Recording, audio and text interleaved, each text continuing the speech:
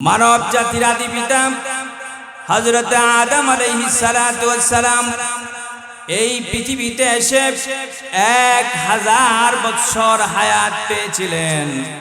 আর জিন জাতির আদি পিতা তারান্নুস এই পৃথিবীতে এসে 60,000 বছর হায়াত পেয়েছিল। মানব জাতির সর্বশেষ দাঈ ইলাল্লাহ মুহাম্মাদুর রাসূলুল্লাহ, আর জিন জাতির সর্বশেষ দাঈ ইলাল্লাহ হানুস। মানব জাতির সর্বশেষ দাঈ ইলাল্লাহ মুহাম্মাদুর রাসূলুল্লাহ এই পৃথিবীতে এসে হায়াত পেয়েছিলেন 63 বছর। আর জিন জাতির সর্বশেষ দাঈ ইলাল্লাহ সেই পৃথিবীতে এসে হায়াত পেয়েছিল 36,000 বছর। মানব জাতির সর্বশেষ দাঈ ইলাল্লাহ মুহাম্মাদুর রাসূলুল্লাহ সাল্লাল্লাহু আলাইহি ওয়াসাল্লাম 63 বছর হায়াতে এই পৃথিবীতে তাওহীদের দাওয়াত দিয়ে, রাসালাতের দাওয়াত দিয়ে এমন একটা বিপ্লব ঘটালেন, যেই বিপ্লবের মাধ্যমে রাসূল করিম সাল্লাল্লাহু আলাইহি ওয়াসাল্লাম 100 লক্ষ সাহাবী তার সাথী তৈরি করে গেলেন। আর এই 100 লক্ষ সাহাবীদের মাধ্যমে গোটা পৃথিবীতে কোটি কোটি মানুষ মুহাম্মদুর রাসূলুল্লাহ সাল্লাল্লাহু আলাইহি ওয়াসাল্লামের অনুসারী হয়ে গেছে। বলেন সুবহানাল্লাহ। আর ওই দিক দিয়ে জিন জাতির সর্বশেষ দাঈ ইলাল্লাহ হানুস 36,000 বছর হায়াত পেয়েছে। এই 36,000 বছরের মধ্যে সে জিনদেরকে আল্লাহর প্রতি আহ্বান করেছে ঠিকই, কিন্তু শেষ পর্যায়ে এসে যখন তার দাওয়াত কেউ গ্রহণ করলো না, সর্বশেষ এসে সে নিজেই এক পর্যায়ে বলল, আল্লাহ এখন থেকে আমি তোমাকে মানি না। বলেন নাউজুবিল্লাহ। এই জিন জাতির সর্বশেষ দাঈ ইলাল্লাহ হানুসের 2টি সন্তান ছিল, একটা ছিল ছেলে আরেকটা মেয়ে। তাদের নাম ছিল, একজনের নাম ছিল খবিস আর আরেকজনের নাম ছিল নীলবিস।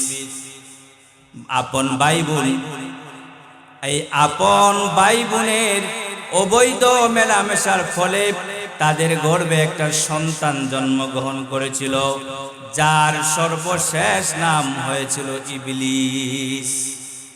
ইবলিস হলো কেমন করে? সময় কম হওয়ার কারণে বিস্তারিত আলোচনা আমি বলবো না। এই ইবলিস ছোট্ট বাচ্চা যখন তার বাবা, তার দাদা হানুস জিনদের সর্বশেষ দাঈ ইলাল্লাহ যখন আল্লাহকে অস্বীকার করে বসলো, আল্লাহ রাব্বুল আলামিন ফেরেশতাদেরকে ডাকলেন, হে ফেরেশতারা যাও জমিনে চলে যাও, জমিনে গিয়ে দেখো যত জিন আছে সব জিনকে মেরে ধরে শেষ করে দিয়ে আমার জমিন খালি করে ফেলো, কারণ এই জমিনে আমি আল্লাহ তাআলার নাম নেওয়ার মতো একটা জিনও বাকি নাই। সুতরাং জমিন খালি করে ফেলো, এখানে আমি নতুন জাতি পাঠাবো। ফেরেশতারা এসে জিনদেরকে অনেককেই পিটিয়ে মেরে ফেলেছে। অনেক জিন পাহাড়ে লুকিয়ে গেছে, অনেক জিন সমুদ্রে লুকিয়ে গেছে। আর সর্বশেষ ওই যে খবিস আর নীলবিসের অবৈধ সম্পর্কে যে সন্তান জন্ম নিয়েছিল, যার সর্বশেষ নাম ইবলিস, এই ইবলিস ছোট্ট তখন মাত্র 1000 বছর বয়স। আমাদের 2-3 বছর বয়সের বাচ্চা যেরকম, তাদের 1000 বছর বয়সের বাচ্চা সেরকম। সব ফেরেশতারা মেরে ধরে যখন এই বাচ্চাটার কাছে আসলো, তাদের এই ফুটফুটে বাচ্চাটা থেকে মায়া লেগে গেল। তারা আল্লাহর কাছে বলল, আল্লাহ এই যে ছোট্ট বাচ্চা, তার তো কোনো অপরাধ নাই। আল্লাহ তাআলা বললেন, কি বলতে চাও? ফেরেশতারা বললেন, আল্লাহ আপনি যদি অনুমতি দেন তাকে না মেরে আমাদের সাথে নিয়ে আসি। আল্লাহ তাআলা বললেন, নিয়ে আসো। অনুমতি দিয়ে দিলেন। অনুমতি পাওয়ার পরে ফেরেশতারা ওই সর্বশেষ নাম যার ইবলিস, তাকে প্রথম আকাশে নিয়ে গেল। প্রথম আকাশে নিয়ে যাওয়ার পরে সে এত ইবাদত বন্দেগী করলো, ইবাদত বন্দেগীতে আল্লাহ তাআলা খুশি হয়ে তার নাম দিয়ে দিলেন আবেদ। তারপরে প্রমোশন হয়ে গেল দ্বিতীয় আকাশে। দ্বিতীয় আকাশে তার আরেকটা নাম দিয়ে দিলেন আল্লাহ তাআলা, আরেকটা উপাধি দিয়ে দিলেন জাহেদ। এরকম ভাবে তাকি, এরকম ভাবে ওলি, এরকম ভাবে খাজেন, এরকম ভাবে আজাজিল। সপ্তম আকাশে তার নাম হয়ে গেল আজাজিল। প্রমোশন হয়ে সে আল্লাহর আরশে চলে গেল। আল্লাহর আরশে যাওয়ার পরে ইবাদত বন্দেগী করছে। আর ওই দিক দিয়ে আল্লাহ রাব্বুল আলামিন আমাদের আদি পিতা আদম আলাইহিস সালাতু ওয়াস সালামকে তৈরি করে ফেলেছেন। আদি পিতা আদম আলাইহিস সালাতু ওয়াস সালামকে তৈরি করেছেন মাটি দিয়ে, কিন্তু এই মাটিকে আল্লাহ তাআলা এত সম্মান দিলেন, ওই জিন সহ জিনদের যে বাচ্চা, যার প্রত্যেকটা আকাশে ইবাদত বন্দেগী করে করে আল্লাহকে খুশি করে করে এক একটা উপাধি পেয়ে গেছে, সে সহ সকলকেই বলল আমার এই আদমকে তোমরা সম্মান করো, সিজদা করো। সমস্ত ফেরেশতারা সিজদা করলো। কিন্তু ওই যে জিনদের যে বাচ্চাটা, যাকে ফেরেশতারা নিয়ে গিয়েছিল মায়া করে, যে ইবাদত বন্দেগী করে এত উপাধি পেল, বলল না না, আমি তাকে সিজদা করতে পারবো না। এর কারণ আপনারা সবাই জানেন, তখন আল্লাহ তাআলা আরশে তার লকব দিয়ে দিলেন ইবলিস। এই মানুষকে, এই আদমকে সম্মান না করার কারণে ইবলিসকে বিতাড়িত করে দিলেন আল্লাহ তাআলা। তার আরশ থেকে বিতাড়িত করে দিলেন, দূরে সরিয়ে দিলেন, জমিনে পাঠিয়ে দিলেন তাকেও। কেন? এই মাটির তৈরি আদমকে সম্মান না করার কারণে। বিসমিল্লাহির রহমানির রহিম।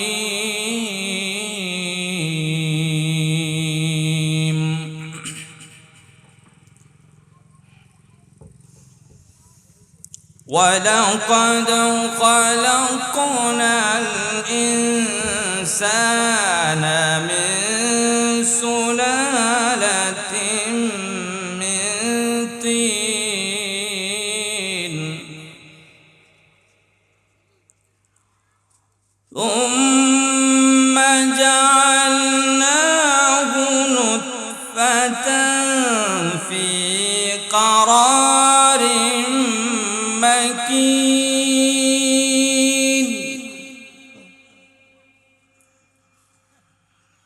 ثم خلقنا النطفة علقة فخلقنا العلقة مضغة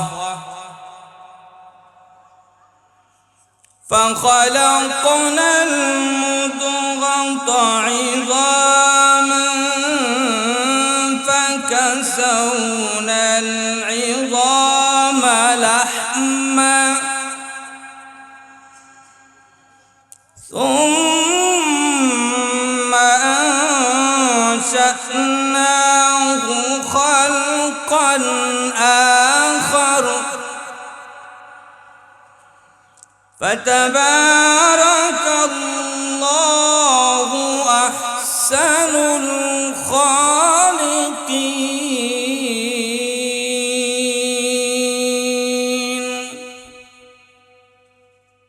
صدقت يا رب العالمين.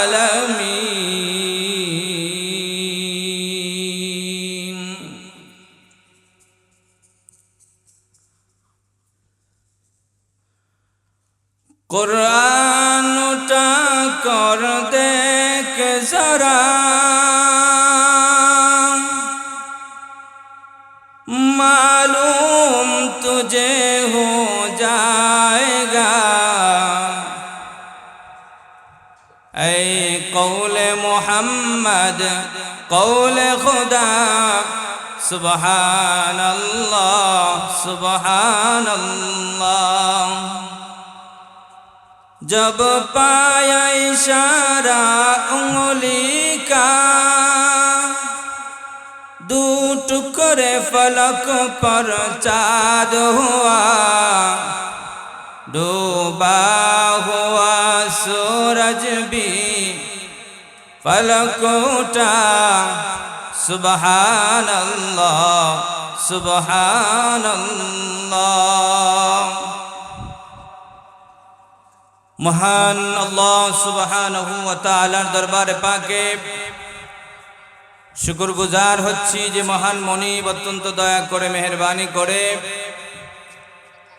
আশ-শাবাব ইসলামী সমাজ কল্যাণ পরিষদ জনতা বাজার বিশম্বরপুর সুনামগঞ্জের উদ্যোগে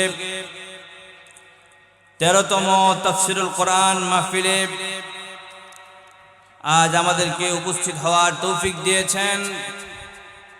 ইনশাআল্লাহ আপনারা যার প্রতীক্ষায় পহর গুনছেন হযরতুল আল্লাম ডক্টর সাদিকুর রহমান আল আজহারি, তিনিও ইনশাআল্লাহ আমাদের মাঝে এসে উপস্থিত হবেন। আমরা তার জবান থেকে কোরআনে কারীমের আলোচনা শুনব এবং মানব। আল্লাহ রাব্বুল আলামিন আমাদেরকে তৌফিক দান করেন, সকলে বলুন আমিন।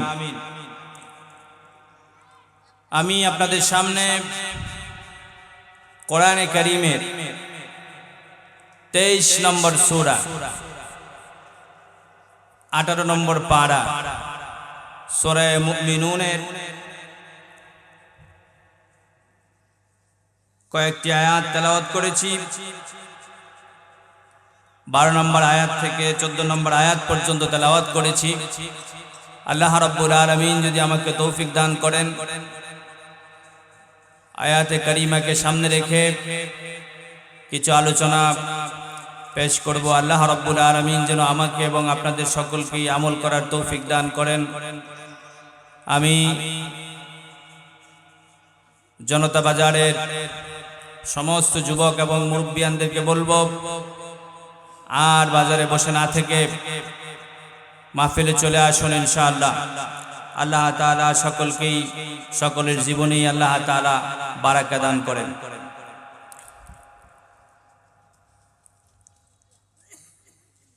আমি কোরআনে কারীমের যে আয়াতগুলো তেলাওয়াত করেছি সেই আয়াতে আল্লাহ রাব্বুল আলামিন মানব জাতিকে কিভাবে সৃষ্টি করেছেন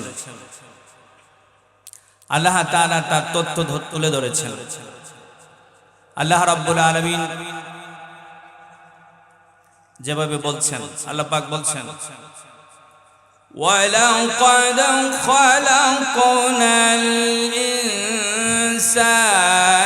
مِنْ سُلَالَةٍ مِنْ طِينٍ। আল্লাহ পাক বলছেন, আমি মানুষকে মাটির সার নির্যাস হতে সৃষ্টি করেছি। তারপর আল্লাহ পাক বলছেন, ثُمَّ جَعَلْنَاهُ نُطْفَةً فِي قَرَارٍ مَكِينٍ।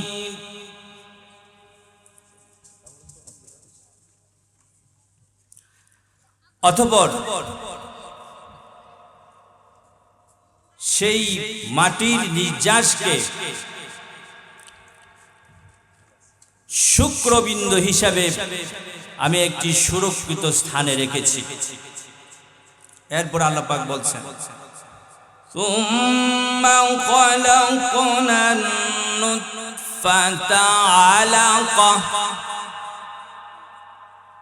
আল্লাহ রাব্বুল আলামিন বলেন, এরপরে ওই শুক্রবিন্দুকে আমি জমাট রক্তে পরিণত করেছি। فَخَلَقْنَا الْعَلَقَةَ مُضْغَةً। তারপরে আমি সেই রক্তের টুকরোকে গোশতের টুকরায় পরিণত করেছি। فَخَلَقْنَا الْمُضْغَةَ عِظَامًا। আল্লাহ পাক বলেন, তারপরে সেই গোশতের টুকরাটাকে আমি হাড্ডির টুকরায় পরিণত করেছি, হাড্ডিতে পরিণত করেছি। فَكَسَوْنَا الْعِظَامَ لَحْمًا। আল্লাহ পাক বলেন তারপরে ওই হাড্ডিটাকে আমি গোশতের আবরণ দিয়ে সাজিয়ে দিয়েছি। সুম্মা আনশানাহু খালকান আখার। তারপর আল্লাহ পাক বলেন এইভাবে আমি আলাদা একটা অনন্য সৃষ্টিতে রূপান্তর করেছি। এই দুটি আয়াতে আল্লাহ রাব্বুল আলামিন মানুষকে কিভাবে মাটির নির্যাস থেকে তৈরি করেছেন তার বিস্তারিত বিবরণ দিয়েছেন। এই পৃথিবীতে এক বিবরণ মতে 45,56,66,002 বৎসর মানুষ এই পৃথিবীতে আসার আগে এই পৃথিবীতে বিভিন্ন জাতি বসবাস করেছে। কতদিন? 45,56,66,002 বৎসর। মানুষ আসার আগ মুহূর্তে যে জাতিটা এই পৃথিবীতে ছিল তাদের নাম আমরা সবাই জানি, জিন জাতি ছিল। আমি এই জিন জাতির ইতিহাস এবং মানব জাতির ইতিহাস বলা আমার উদ্দেশ্য নয়। আমি মূল আলোচনা যাওয়ার জন্য একটু প্রারম্ভিক আলোচনা একদম 2 মিনিটে। এই পৃথিবীতে মানব জাতি আসার আগে যে জাতিটা ছিল জিন জাতি, সেই জিন জাতির আদি পিতার নাম হচ্ছে তারান্নুস। মানব জাতির আদি পিতার নাম আদম, আর জিন জাতির আদি পিতার নাম তারান্নুস। মানব জাতির আদি পিতা হযরত আদম আলাইহিস সালাতু ওয়াস সালাম এই পৃথিবীতে এসে 1000 বছর হায়াত পেয়েছিলেন, আর জিন জাতির আদি পিতা তারান্নুস এই পৃথিবীতে এসে 60,000 বছর হায়াত পেয়েছিল। মানব জাতির সর্বশেষ দাঈ ইলাল্লাহ মুহাম্মাদুর রাসূলুল্লাহ, আর জিন জাতির সর্বশেষ দাঈ ইলাল্লাহ হানুস। মানব জাতির সর্বশেষ দাঈ ইলাল্লাহ মুহাম্মাদুর রাসূলুল্লাহ এই পৃথিবীতে এসে হায়াত পেয়েছিলেন 63 বছর, আর জিন জাতির সর্বশেষ দাঈ ইলাল্লাহ সেই পৃথিবীতে এসে হায়াত পেয়েছিল 36,000 বছর। মানব জাতির সর্বশেষ দাঈ ইলাল্লাহ মুহাম্মাদুর রাসূলুল্লাহ সাল্লাল্লাহু আলাইহি ওয়াসাল্লাম 63 বছর হায়াতে এই পৃথিবীতে তাওহীদের দাওয়াত দিয়ে, রাসালাতের দাওয়াত দিয়ে এমন একটা বিপ্লব ঘটালেন, যেই বিপ্লবের মাধ্যমে রাসূল করিম সাল্লাল্লাহু আলাইহি ওয়াসাল্লাম 100 লক্ষ সাহাবী তার সাথী তৈরি করে গেলেন। আর এই 100 লক্ষ সাহাবীদের মাধ্যমে গোটা পৃথিবীতে কোটি কোটি মানুষ মুহাম্মদুর রাসূলুল্লাহ সাল্লাল্লাহু আলাইহি সাল্লামের অনুসারী হয়ে গেছে। বলেন সুবহানাল্লাহ।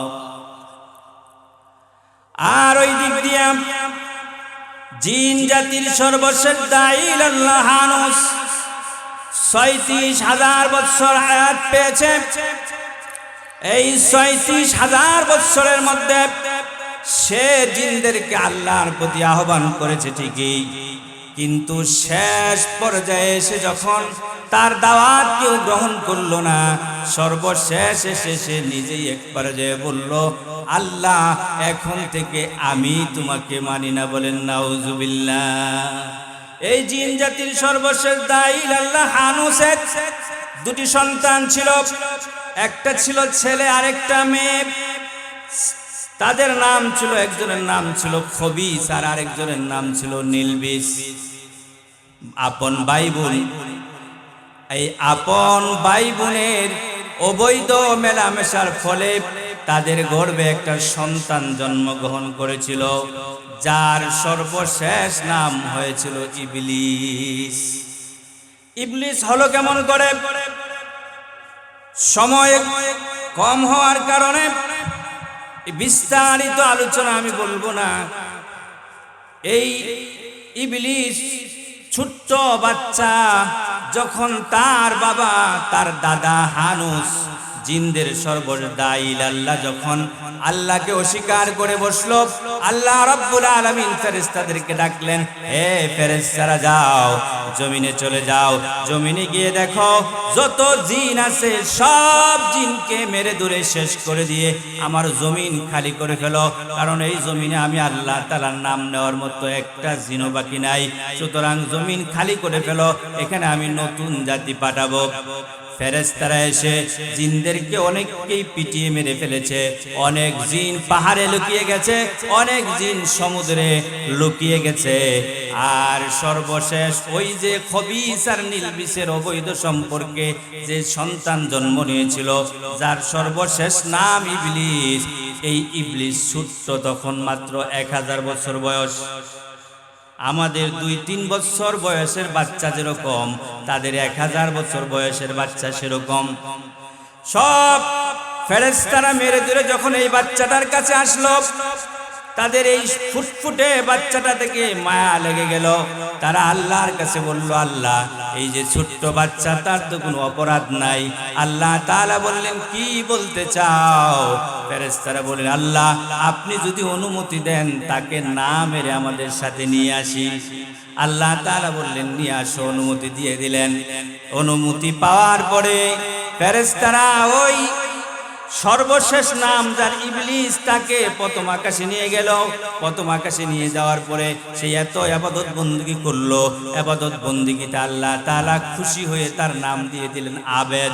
তারপরে প্রমোশন হয়ে গেল দ্বিতীয় আকাশে। দ্বিতীয় আকাশে তার আরেকটা নাম দিয়ে দিলেন আল্লাহ তাআলা, আরেকটা উপাধি দিয়ে দিলেন জাহেদ। এরকম ভাবে তাকি, এরকম ভাবে ওলি, এরকম ভাবে খাজেন, এরকম ভাবে আজাজিল। সপ্তম আকাশে তার নাম হয়ে গেল আজাজিল। প্রমোশন হয়ে সে আল্লাহর আরশে চলে গেল। আল্লাহর আরশে যাওয়ার পরে ইবাদত বندگی করছে, আর ওই দিক দিয়ে আল্লাহ রাব্বুল আলামিন আমাদের আদি পিতা আদম আলাইহিস সালাতু ওয়াস সালামকে তৈরি করে ফেলেছেন। আদি পিতা আদম আলাইহিস সালাতু ওয়াস সালামকে তৈরি করেছেন মাটি দিয়ে, কিন্তু এই মাটিকে আল্লাহ তাআলা এত সম্মান দিলেন, ওই জিন সহ জিনদের যে বাচ্চা যার প্রত্যেকটা আকাশে ইবাদত বندگی করে করে আল্লাহকে খুশি করে করে এক একটা উপাধি পেয়ে গেছে, সে সহ সকলকেই বলল, আমার এই আদমকে তোমরা সম্মান করো, সিজদা করো। সমস্ত ফেরেশতারা সিজদা করলো, কিন্তু ওই যে জিনদের যে বাচ্চাটা যাকে ফেরেশতারা নিয়ে গিয়েছিল মায়া করে, যে ইবাদত বندگی করে এত উপাধি পেল, বলল না না আমি তাকে সিজদা করতে পারবো না। এর কারণ আপনারা সবাই জানেন, তখন আল্লাহ তাআলা আরশে তার লকব দিয়ে দিলেন ইবলিস। এই মানুষকে, এই আদমকে সম্মান না করার কারণে ইবলিসকে বিতাড়িত করে দিলেন আল্লাহ তাআলা, তার আরশ থেকে বিতাড়িত করে দিলেন, দূরে সরিয়ে দিলেন, জমিনে পাঠিয়ে দিলেন তাকেও। কেন? এই মাটির তৈরি আদমকে সম্মান না করার কারণে। এখন প্রশ্ন হলো, হুজুর মানুষ মাটির তৈরি, এটা শুনে কিন্তু বুঝি না। মানুষ মাটির তৈরি, তার 3টা ব্যাখ্যা আছে। কয়টা ব্যাখ্যা? 3টা ব্যাখ্যা। 3টা ব্যাখ্যা মতেই মানুষ মাটির তৈরি। সময় আমার হাতে একেবারে কম। মূল যে মেসেজটা আজকে আমি আপনাদেরকে দেব, সেই মেসেজে তাড়াতাড়ি চলে যাব, সেজন্য ব্যাখ্যাগুলো সংক্ষেপে বলে চলে যায়। 1 নাম্বার ব্যাখ্যা হলো, আমাদের আদি পিতা আদম আর আমরা তারই সন্তান। আদম আলাইহিস সালাতু ওয়াস সালাম যেহেতু সরাসরি মাটির তৈরি, আমরা তার সন্তান হওয়ার কারণে আমরাও মাটির তৈরি। এটা হলো 1 নাম্বার ব্যাখ্যা। 2 নাম্বার ব্যাখ্যা হলো, আদম সন্তান অর্থাৎ মানুষের এই যে শরীরটা, এই যে দেহটা, যা কিছু খেয়ে এই শরীরটা গঠন হয়, সব কিছু উৎপাদন হয় কোত্থেকে? মাটি থেকে। বলবেন যে হুজুর, গরু যখন গরুর গোশত যখন এনে খায়, এখানে আপনি মাটি পেলেন কোথায়? বলেন যে হ্যাঁ অবশ্যই, এই যে গরুটা তার শরীরটা গঠন করলো, কি খেয়ে গঠন করলো? মাটি থেকে উৎপাদিত ঘাস খেয়ে তার শরীরটা গঠন হলো। এই গোশতটাও মূলত কোত্থেকে? গাছ থেকে। ব্যাখ্যা দেওয়ার সময় নাই।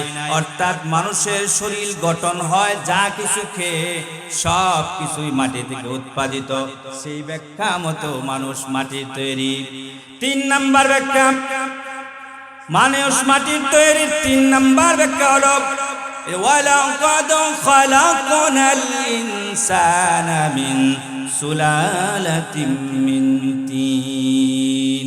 মাটির নির্যাস থেকে আল্লাহ তাআলা যে আমার বাবা এবং মায়ের, আমার বাবার 1 ফোঁটা পানি এবং মায়ের 1 ফোঁটা পানিকে, দুটা পানিকে যখন একত্রিত করেন, আর আল্লাহর পক্ষ থেকে একজন ফেরেশতা এসে এই মানুষটা মারা যাওয়ার পরে কবরে রাখা হোক, শ্মশানে জ্বালিয়ে দেওয়া হোক, সমুদ্রে ডুবে যাক, যেখানেই তার শেষ নিঃশ্বাস হবে, যেখানেই তার শেষ পরিণতি হবে, সেখানের 1 চিমটি মাটি এনে তারপরে ওই বাবা এবং মায়ের 2 ফোঁটা পানির সাথে মিশ্রণ করে তারপরে সেটাকে ঘর্ষণ করতে থাকে।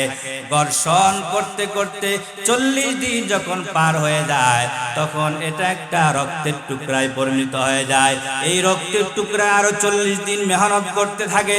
40 দিন মেহনতের পরে এটা একটা গোশতের টুকরায় পরিণত হয়। ওই গোশতের টুকরার উপরে আরো 40 দিন মেহনত করার পরে এটা হাড্ডিতে রূপান্তরিত হয়ে যায়। এই হাড্ডির উপরে আরো 40 দিন মেহনত করার পরে এই হাড্ডির উপরে গোশতের পলক লেগে যায়, চামড়া লেগে যায়। তারপরে আল্লাহ রাব্বুল আলামিনের বিবরণ সূরা মুমিনুনের এই 12 এবং 14 নম্বর আয়াতে আল্লাহ তাআলা দিয়েছেন যে এইভাবে গঠন হয়। তারপরে এই অবয়বের উপরে 40 দিন মেহনতের পরে নাক মুখ কান চোখ এগুলো সৃষ্টি হয়ে যায়। আরো 40 দিন মেহনতের পরে এই বডির উপরে রূহ চলে আসে। আরো 40 দিন মেহনতের পরে এই শরীরটা তার মায়ের পেটের ভেতর থেকে বের হওয়ার উপযুক্ত হয়ে যায়। আরো 40 দিন মেহনতের পরে তারপরে এই সন্তানটা মায়ের গর্ভ থেকে বেরিয়ে চলে আসে। বলেন সুবহানাল্লাহ। এই যে শরীরটা মায়ের পেটের ভেতর থেকে আসলো, এই শরীরের সবগুলো অঙ্গ প্রত্যঙ্গের কথা কোরআনে কারিমে আছে, সবগুলো অঙ্গ প্রত্যঙ্গের ব্যবহারের কথা আছে। কিন্তু এখন আমি এই শরীরের যে অঙ্গের কথাটা বলবো, সেই অঙ্গের কথাটা আমার হাবিব মুহাম্মদ আরবি সাল্লাল্লাহু আলাইহি ওয়াসাল্লাম হাদিস শরীফে ফলাও করে বলে গেছেন। আল্লাহর হাবিব বলেন, আলা ইন্না ফিল জাসাদি মুযগাতান ইযা সালুহাত সালুহাল জাসাদ কুল্লু ওয়া ইযা ফাসাদাত ফাসাদাল জাসাদু কুল্লু আলা ওয়া হিয়াল কলব। আল্লাহর হাবিব বলেন, মানুষের এই পুরা দেহের মধ্যে একটা গোশতের টুকরা আছে। এই গোশতের টুকরাটা যদি ভালো হয়ে যায়, তাহলে তার হাত ভালো হয়ে যায়। এই গোশতের টুকরাটা যদি ভালো হয়ে যায়, তাহলে তার চোখ ভালো হয়ে যায়। এই গোশতের টুকরাটা যদি ভালো হয়ে যায়, তাহলে তার পুরা বডি ভালো হয়ে যায়, পুরা অঙ্গ প্রত্যঙ্গ ভালো কাজ করতে পারে। আর এই গোশতের টুকরাটা যদি খারাপ হয়ে যায়, তাহলে তার কান খারাপ হয়ে যাবে, তার চোখ খারাপ হয়ে যাবে, কান ভালো কথা শুনবে না, গান শুনতে মন চাইবে, চোখ ভালো জিনিস দেখতে ভালো লাগবে না, টিভি সিনেমা দেখতে ভালো লাগবে, পা ভালো কাজে যেতে ভালো লাগবে না, খারাপ কাজে যেতে ভালো লাগবে। আল্লাহর হাবিব বলেন, ওই গোশতের টুকরাটা ভালো হলে তার পুরা বডি ভালো হয়ে যায়, আর ওই গোশতের টুকরাটা খারাপ হলে তার পুরা বডি খারাপ হয়ে যায়। আল্লাহর হাবিব বলেন, আলা ওয়া হিয়াল কলব। আর এই গোশতের টুকরাটা হলো কলব। গোশতের টুকরাটা কি? কলব। এই কলব ভালো হলে সব কিছু ভালো, এই কলব খারাপ হলে সব কিছু খারাপ। কিন্তু আমাদের সমস্যা কোথায় জানেন? আমাদের সমস্যা হলো আমাদের এই শরীরের রোগ আমরা বুঝি, কলবের রোগ বুঝি না। শরীরে যেরকম বড় বড় রোগ হয়, কলবেও বড় বড় রোগ হয়। শরীরে যেরকম ছোট ছোট রোগ হয়, কলবেও ছোট ছোট রোগ হয়। শরীরের বড় বড় রোগ আমরা বুঝি, ক্যান্সার বুঝে ফেলি বড় রোগ, ডায়াবেটিস হলে এটাও আমরা এখন ধরে নিই বড় রোগ। আরো অনেক বড় রোগ আছে যেগুলোর নাম আমার চেয়ে আপনারা বেশি জানেন। ছোট রোগ তো আছে, সর্দি কাশি, হ্যাঁ, এগুলো ছোট রোগ। আর এরকম ভাবে ক্যান্সার, আলসার, এগুলো হলো বড় বড় রোগ। তো রোগ হলে আমরা ডাক্তারের কাছে দৌড়াই। এখান থেকে শহরে গেলে যদি না হয় তাহলে বিভাগীয় শহরে যাই, বিভাগীয় শহরে না হলে রাজধানীতে যাই, রাজধানীতে না হলে দেশ ছেড়ে অন্য দেশে যাই চিকিৎসার জন্য। কিন্তু কলবের রোগ হতে পারে সেই ধারণাটাই আমাদের নাই।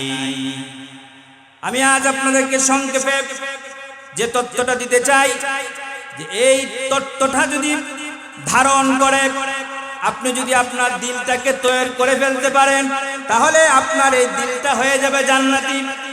আর যদি এই দিলটা যদি তৈরি করতে না পারেন, তাহলে এই দিল আপনাকে টেনে নিয়ে যাবে কোথায়? জাহান্নামে। তাহলে এই দিলটাকে যদি জান্নাতে বানাতে চাই, আল্লাহ রাব্বুল আলামিন এই দিলের বড় বড় 5টা রোগ দিয়েছেন। আর এই 5টা রোগের প্রতিষেধক দিয়েছেন, 5টা ঔষধ দিয়েছেন, 5টা। তাহলে দিলের বড় বড় রোগ কয়টা? কথা বলেন। দিলের বড় রোগ কয়টা? 5টা। আর তার ঔষধ কয়টা? 5টা। আচ্ছা বলেন তো, ইসলামের স্তম্ভ কয়টা? আমাদের মনে কি কখনো এই প্রশ্ন জেগেছে যে ইসলামের স্তম্ভ 5টাই হবে কেন? বেশিও তো হতে পারতো, 10টাও হতে পারতো, আবার কমও হতে পারতো, 4টা হতো, 3টা হতো। ইসলামের স্তম্ভ 5টাই কেন? ইসলামের স্তম্ভ 5টা হওয়ার কারণ হলো এই যে কলব, এই কলবের মধ্যে 5টা বড় বড় রোগ হয়। আর এই 5 বড় বড় রোগের ঔষধ আল্লাহ তাআলা দিয়েছেন এই 5 স্তম্ভ। বলেন সুবহানাল্লাহ। এটা শুনে মনে রাখবেন।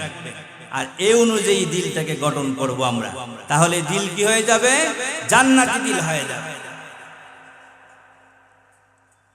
এই দিলের মধ্যে, কলবের মধ্যে বড় বড় যে 5টা রোগ হয়, তার একটা রোগ হলো সুয়াসে রোগ।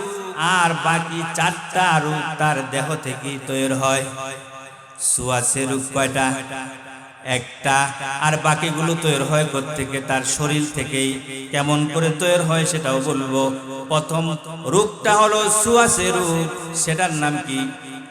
সুয়াসে রোগ আছে না নাই? আছে।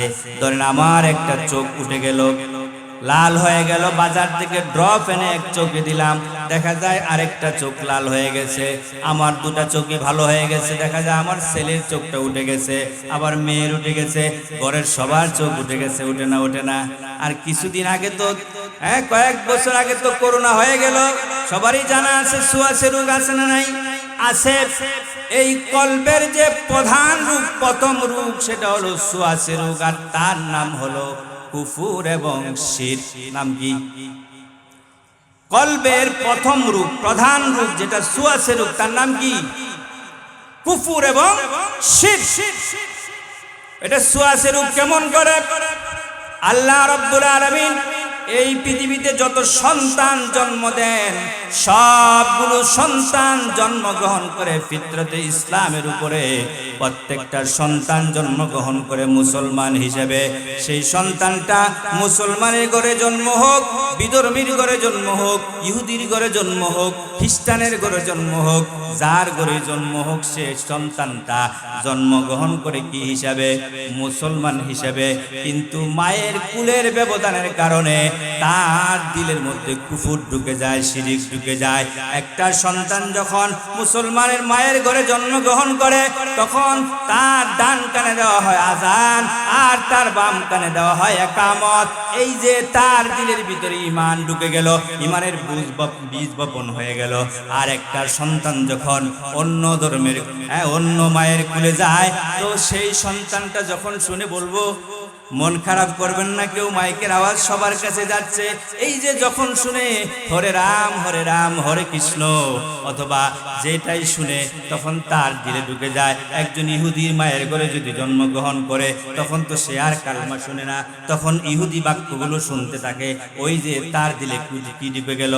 কুফর ঢুকে গেল, শিরিক ঢুকে গেল। আর এই শিরিক এবং কুফর এই যে রূপটা তার দিলে বাসা বেঁধে ফেললো, এর চিকিৎসার জন্য আল্লাহ তাআলা দিলেন ইসলামের প্রথম ভিত্তি, ইসলামের প্রথম স্তম্ভ ঈমান। 60 বছর ধরে 70 বছর ধরে একটা মানুষ শিরিক করছে, কুফর করছে, এই 60 বছর ধরে তার এই দিলের মধ্যে একটা রোগ লালন পালন হচ্ছে। আল্লাহ তাআলা এমন একটা মহা ঔষধ দিলেন, 60 বছরের রোগ 70 বছরের রোগী সে যদি ইসলামের এই ঈমানের কালেমাটা যদি দিল দিয়ে বিশ্বাস করে, মুখে যদি একবার উচ্চারণ করে লা ইলাহা ইল্লাল্লাহু মুহাম্মাদুর রাসূলুল্লাহ, আল্লাহ তাআলা এই 60-70 বছরের রোগীকে মুহূর্তেই মাফ করে দেন। বলেন সুবহানাল্লাহ। তাহলে ইসলামের প্রথম ভিত্তি হলো ঈমান, আর কলবের প্রথম রোগ হলো কুফর এবং শিরক। এই কুফর এবং শিরকের রোগের মহা ঔষধ হলো ইসলামের প্রথম ভিত্তি, মনে থাকবে। এবার আসুন, মানুষকে আল্লাহ তাআলা তৈরি করেছেন কি দিয়ে? এতক্ষণ বললাম না কি দিয়ে? মাটি হলো মানুষ সৃষ্টির প্রধান উপকরণ, আর এই মাটির সাথে আরো 3টা উপাদান আছে। মাটির সাথে আরো 3টা উপাদান। এই মাটির সাথে আছে আগুন, এই মাটির সাথে আছে পানি, এই মাটির সাথে আছে বাতাস, তারপরে হলো মাটি। এই 4 উপাদান এই মানুষের দেহে আছে না নাই? এই 4টা উপাদানই মানুষের দেহে আছে। মানুষের দেহে মাটি হলো প্রধান, আর এই মানুষের দেহে আগুন আছে না নাই? মানুষের দেহে আগুন আছে। আগুন যদি না থাকে তাহলে হুজুর যখন রেগে যান, অথবা আমি যখন রেগে যাই, অথবা আপনি যখন রেগে যান, তো আপনার মাথা গরম হয় কোত্থেকে? তাহলে আগুন আছে না নাই?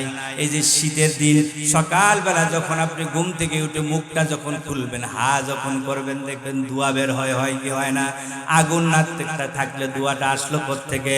তাহলে আপনার ভিতরে কি আছে? আগুন আছে। এই আগুনের সংস্পর্শে দিলটা থাকার কারণে আগুনের যে স্বভাব, আগুনের যে বৈশিষ্ট্য, আগুনের বৈশিষ্ট্য কি? ছোট্ট একটা মেসের কাঠি যদি আপনি জ্বালিয়ে দেন, দেখবেন আগুনটা কোন দিকে উঠবে? উপর দিকে উঠবে, নিচের দিকে যাবে না। এটার মানে হলো তার মাঝে অহংকার। এই আগুনের সংস্পর্শে থাকার কারণে মানুষের দিলের মধ্যেও অহংকার আসে। আসে না? আসে না? বলবেন হুজুরদের আসে না? আসবে কেন না? কারণ হুজুরের দিলটাও তো আগুনের সংস্পর্শে আছে। সুহবতে সালেহ তুরা সালেহ কুনাদ, সুহবতে তালেহ তুরা তালেহ কুনাদ। সৎসঙ্গে স্বর্গবাস, অসৎ সঙ্গে সর্বনাশ। এই আগুনের সংস্পর্শে থাকার কারণে মানুষের দিলের মধ্যেও কি আসে? অহংকার আসে। এই অহংকার নামক ব্যাধি থেকে নিষ্কৃতি পাওয়ার জন্য, এই রূপটা দূর করার জন্য আল্লাহ রব্বুল আলামিন ইসলামের দ্বিতীয় ভিত্তি দিলেন নামাজ। কি দিলেন? নামাজ। কেমন করে অহংকার দূর করবে? নামাজ যখন আমরা পড়তে আসি তখন সর্বপ্রথম এসে কান ধরে বলি, আল্লাহ অহংকার এটা তোমার চাদর ছিল, অহংকার এটা তোমার বৈশিষ্ট্য, কিন্তু আমি অহংকার করে ফেলেছি, অপরাধ করে ফেলেছি। এই যে তওবা করলাম, করি কি করি না? কান ধরি কি ধরি না? এই যে তওবা করলাম, এই অহংকার করাটা আমার হয় নাই। তারপরে আসামির মতো করে হাতটা বাঁধি না? দেখবেন আসামিকে, চুরকে, ডাকাতকে, হাইজেকারকে ধরলে পরে কিভাবে বাঁধে? এইভাবে বেঁধে নিয়ে যায়, আসামির মতো করে আমরা দাঁড়াই। অনেক ভাই দেখা যায় এখানে হাত বাঁধতে চায়, এখানে হাত বাঁধলে আসামির মতো হাত বাঁধা হয় না। আসামির মতো এদিকে যাবো না, এদিকে যাওয়ার দরকার নাই, আসামির মতো করে হাত বেঁধে দাঁড়ায়। আল্লাহ অপরাধ করে ফেলেছি, আমি আসামি হয়ে গেলাম। না, এতটুকু শেষ হয় নাই, তারপরে মাথা নত করতে হবে। মাথা নত করার জন্য রুকুতে চলে যায়। রুকুতে গিয়ে আল্লাহর গুণগান গাইতে শুরু করে দিলাম, সুবহান রাব্বিয়াল আযীম, সুবহান রাব্বিয়াল আযীম। এত কিছু করার পরেও মন ভরতেছে না, অহংকার দূর হচ্ছে না। না না, ওই যে আমার সম্মানী কপালটাকে মাটির সাথে মিশিয়ে দিয়ে তারপরে নাকটাকে মাটির সাথে লাগিয়ে খড় টেনে তারপরে বললাম, আল্লাহ, আমার যতটুকু ক্ষমতা ছিল, যতটুকু নিচে যাওয়ার আমার সামর্থ্য ছিল, আমি আমাকে মাটির সাথে মিশিয়ে দিলাম। আমার অহংকারটা দূর করে দাও। এই খেয়াল, এই ধ্যান নিয়ে যদি ইমানদার নামাজ আদায় করে, তার দিলে আর অহংকার নামক ব্যাধি থাকবে না। তাহলে ইসলামের দিলের 2 নাম্বার ব্যাধি হলো অহংকার, আর তার প্রতিষেধক আল্লাহ তাআলা দিলেন ইসলামের দ্বিতীয় ভিত্তি নামাজ। আচ্ছা, তাহলে 2 নাম্বার ব্যাধি কি গেল? অহংকার, আর তার প্রতিষেধক নামাজ। এবার এই কল্পটা, মানব দেহে আরেকটা উপাদান আছে কি? পানি। এই পানির একটা বৈশিষ্ট্য হলো সে মারাত্মক লোভী, অর্থাৎ যা কিছু পায়, যে বন্যা যখন আসে যা কিছু পায় সব আমার, সব কার? রাখে নাকি কিছু? সব নিয়ে যায়, বলে সব আমার। অর্থাৎ পানির একটা বৈশিষ্ট্য হলো তার মাঝে কি আছে? লোভ আছে। এই পানির সংস্পর্শে মানুষের দিলটা থাকার কারণে এই দিলের মধ্যে কি আসে? লোভ আসে। লোভ নামক রোগ সৃষ্টি হয়। আর এই লোভ নামক ব্যাধি দূর করার জন্য আল্লাহ রাব্বুল আলামিন ইসলামের তৃতীয় ভিত্তি দিলেন রোজা। কি দিলেন? রোজা। মানুষ যখন রোজা রাখবে, রোজা যখন রাখে, রোজার মাসে আমরা অন্য অন্য মাসে দিনের বেলা আমাদের জন্য খাবার হালাল। হালাল কিনা? হালাল না, স্ত্রী হালাল। এই হালাল খাবারটা আল্লাহ তাআলার নির্দেশে আমরা এটা থেকে দূরে থাকি। হালাল খাবার থেকে যদি দিলকে দূরে রাখতে পারি, রমজানুল মুবারকের পরে হারাম খাবার আমরা খাবো কেমন করে? এই যে দিলকে হালাল থেকে দূরে রাখার যখন শিক্ষা গ্রহণ করে ফেললাম রোজা রেখে রেখে, তখন হারাম খাবারের দিকে আমার দিল আর দাবিত হবে না। তাহলে রোজা রাখলে পরে ওই যে দিলের মধ্যে কি সৃষ্টি হয়? লোভ সৃষ্টি হয়। সেই লোভটা দূর হয়ে যাবে যদি রোজার হাকিকত জেনে যদি রোজাগুলো রাখতে পারি। তাহলে ইসলামের তৃতীয় ভিত্তি কি? রোজা। এটা কোন রোগের প্রতিষেধক? লোভ নামক রোগের প্রতিষেধক হলো রোজা। তাহলে যুবক যারা আমরা আছি, এই যুবকদের কি শুধু খাওয়ার লোভ হয় নাকি?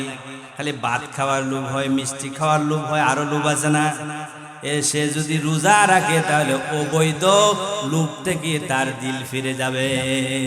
এই জন্য যুবকদেরকে মাঝে মাঝে রোজা রাখতে হবে, রমজান মাস ছাড়াও।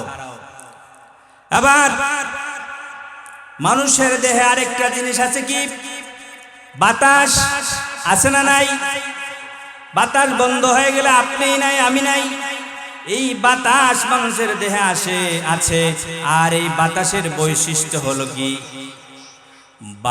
বাতাসের বৈশিষ্ট্য হলো অসাম্যতা। কি? অসাম্যতা। সে গরিব হলে, দুর্বল হলে তাকে ক্যারি করে না, ঠিক না? গরিব যদি দেখে, অর্থাৎ যখন তুফান যখন আসে, বাতাস দেহে যখন আসে, তখন যদি দুর্বল ঘর হয় ভেঙে চলে যায়। মজবুত যদি হয় তাকে একটু কেয়ার করে, বিল্ডিং হলে তাকে একটু কি করে, অর্থাৎ বড় লোক হলে সে একটু কেয়ার করে। গরিব গুরাবা হলে তাকে আর কি করে না, কেয়ারই করে না। এই বাতাসের সংস্পর্শে থাকার কারণে, বাতাসের সংস্পর্শে থাকার কারণে এই কলবের মধ্যেও এই অসাম্যতার সৃষ্টি হয়ে যায়। আর এর প্রতিষেধক হিসেবে আল্লাহ রাব্বুল আলামিন দিলেন ইসলামের চতুর্থ ভিত্তি হজ কি দিলেন? হজ। আল্লাহ তাআলা বললেন যাও ওই মক্কা চলে যাও, শিলায় ছাড়া কাপড় পরিধান করে ফেলো, রঙিন কাপড় পরা যাবে না, সাদা দুটা কাপড় পরো, সবাই এক কালারের কাপড় পরো। এখানে উঁচু নিচু কেউ নাই, গরিব ধনী কেউ নাই। এখান থেকে সাম্যতা শিখে আসো, সাম্যতা শিখে এসে এই তোমার দেশে তখন সকলের সাথে সমান ব্যবহার করতে শিখো, অসাম্যতা তোমার থেকে দূর হয়ে যাবে।